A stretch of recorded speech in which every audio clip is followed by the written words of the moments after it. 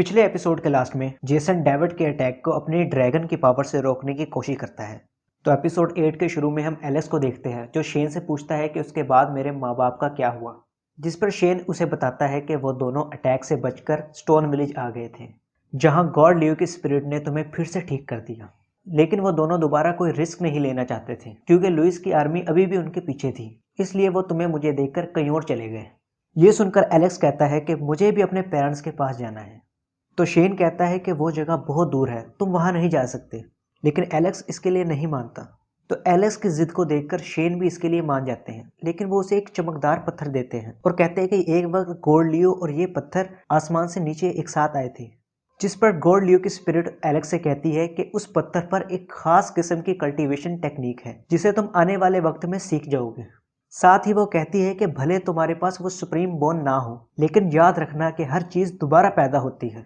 ये सुनकर एलेक्स समझ जाता है कि उसके अंदर भी एक नई सुप्रीम बॉर्न पैदा हो रही है। अब एलेक्स चैंप और यूनिकॉर्न के साथ अपने सफर पर निकल जाता है।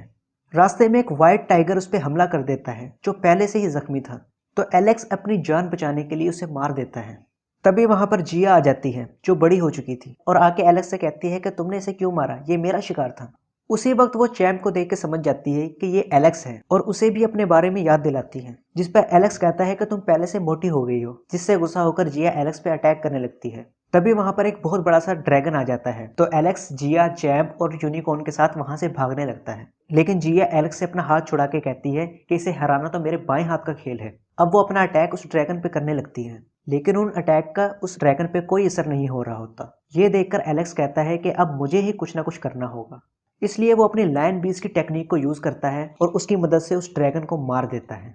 पर इसकी वजह से वो खुद भी बेहोश हो जाता है क्योंकि लायन बीस्ट की टेक्निक में बहुत ज्यादा एनर्जी यूज होती है। अब थोड़ी देर बाद जब उसे होश आता है तो जिया उसे अंडे के अंदर का एक लिक्विड पीने को कहती है, लेकिन एलेक्स उसे मना करता है और कहता है कि मैंने ज़ायरो से वादा किया है कि मैं अंडा नहीं खाऊंगा। ये सुनकर जिया पूछती है कि ये ज़ायरो कौन है, जिस पर एलेक्स उससे मजे लेने लगता है कि वो एक बहुत ही खूबसूरत चीज है।